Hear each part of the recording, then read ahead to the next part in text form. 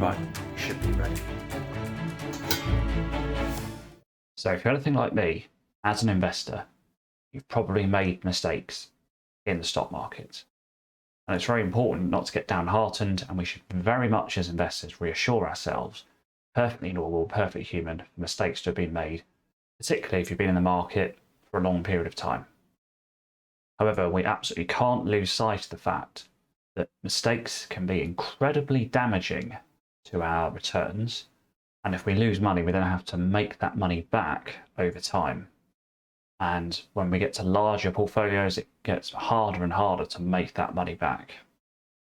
Now, mistakes can take so many forms in the market, but the most common ones are buying the wrong company, or in fact, even buying the right company, but at the wrong time due to the valuation. So this video is going to explain one way to avoid these losses, and that way is to buy high quality companies.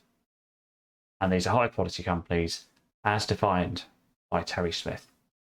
So the key here really is if we can work out what a high quality company is, if we can find those high quality companies, all we need to do as investors is to actually make sure we just don't overpay, and that's Terry's philosophy. You know, these quality companies, they've stood the test of time, they've survived over multiple business cycles and technological advances. So generally speaking, these high quality companies, as defined by Terry Smith, actually they make investing easier because there's a lot less to worry about. So I guess that means they're probably actually quite a good option for a stock market portfolio. In fact, Terry's analysis of high quality companies and why they're good is so compelling, I actually pivoted. Here we go, pivot! Pivot! Part of my investment portfolio, my investment strategy in 2022 to make sure I'm taking into account Terry's philosophy on these high quality companies. I found it so compelling and it really helped me improve my investing strategy. So I want around about 50% of my portfolio going forward to be these high quality companies. And if you want to see a bit more about that, feel free to have a look at my portfolio review videos that I post regularly every month, and you can see what's happening there. So with these high quality companies, it should make things easier because we can identify them, we can buy them, and we don't need to do anything. We don't need to act because once they're in the portfolio, they stand the test of time, and we just need to make sure we're not overpaying. So it actually makes managing a portfolio a lot easier because there's less transactions to make. And then actually less transactions will mean lower costs as well. So that helps your portfolio return. So it's certainly a compelling argument if we can find these high quality stocks. So the question is, I hear you ask, what are high quality companies? What identifies a high quality stock? And that's what I'm going to answer for you today. So here are the ingredients, which links back to the intro, the ingredients for a high quality company as defined by Terry Smith. And for complete transparency, this is the book which contains a lot of that information. So I highly recommend this book, as well as also looking at the Fundsmith annual reviews that I post on YouTube. Very informative indeed. They're about an hour and a half each. They go back around about 10 years, if not slightly longer. So there's a lot of really good stuff from Terry Smith there. Okay, so here are the 6 things, the 6 key things for a high quality stock. There are other metrics, but these are 6 of the absolute key ones that are numbers that are reasonably clear in terms of easy to understand and also easy to find. So we don't need complicated formulas. We just need these 6 things. That gives us that initial view. Could it be a high quality company? So number 1 is return on capital. Return on capital is absolutely the most important of these 6 areas, these 6 factors. The reason it's key is, as Charlie Munger says, if you hold a stock for a very long period of time, your return is likely to be the same as the return on capital. If you hold stock A for 40 years and its return on capital is 6%, you're probably going to return, roughly speaking, 6% per annum, regardless of the valuation you buy it at, because of the compounding effect of the return on capital over a long period of time. Whereas if you buy a company for 20% return on capital, 40 years, you're going to get a massive return. You're going to get around about 20%. And actually, there's a lot of mathematics, simple mathematics, I should say, in Terry's book.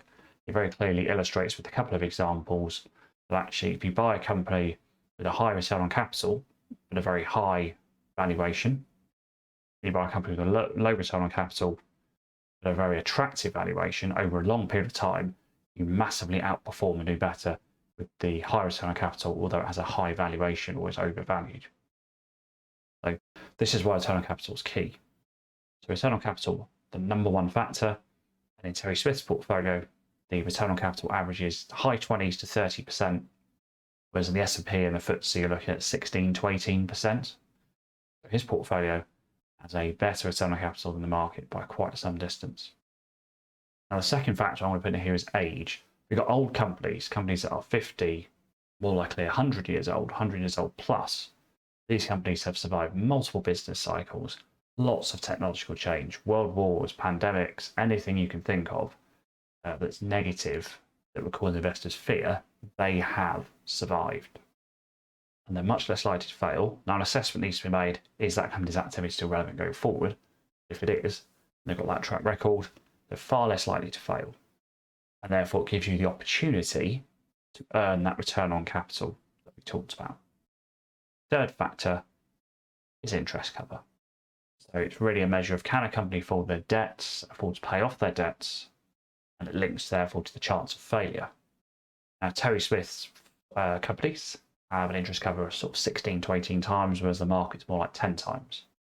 In fact, in recent years, Terry's portfolio has gone up to around about 20 times, around about double the market. It clearly values this metric. Now, number 4 is gross margin. The gross margin is often overlooked, but gross margin is very important on 2 levels. Number 1, it shows pricing power of the company. A high gross margin indicates a lot of pricing power on the product, and it also indicates the ability to withstand shocks. The companies that have pricing power and that can deal with these shocks are much more likely to survive and still maintain a lot of profit. And that is number 5, operating profit. So we can look at the net income and compare that to look at the PE ratio. But actually, the net income can have all sorts of things going into it and adjustments, what have you. But if we take it back up the income statement and look at the operating profit, how profitable is the general operation, notwithstanding the other adjustments that come. We get a view for how profitable that general operation is. That's an important metric. The operating profit average in Terry Smith's portfolio is in the high 20s of percent, whereas in the market it's much lower than that. You're looking at sort of below 20%, sort of 16 to 18%. Just to give you an idea of what good might look like. And our final metric, number 6, and that is the cash conversion. Now, cash conversion indicates how well the company translates its profit into free cash flow. Because at the end of the day, free cash flow is what Warren Buffett calls the owner's earnings, and that is the cash produced by the company that is then available to the owners theoretically. So if a company has a cash conversion very high, of 100%, then it's translating all of its profit into free cash flow. Now in Terry's portfolio, it's normally around about 95 to 105%, so that has dropped off in the last year. And in the market, it can be substantially lower than that. I'm just going to bring up on screen now a table of these metrics for Fundsmith 2015 onwards, just so you get a view of the trend of these figures and what Terry Smith believes good looks like. There we have it, ladies and gentlemen. There are the ingredients for a high quality company. That is according to Terry Smith. So before you go, click on screen now. Click here. This is my company review playlist. And it may give you some ideas for high quality investments for your portfolio. See you there.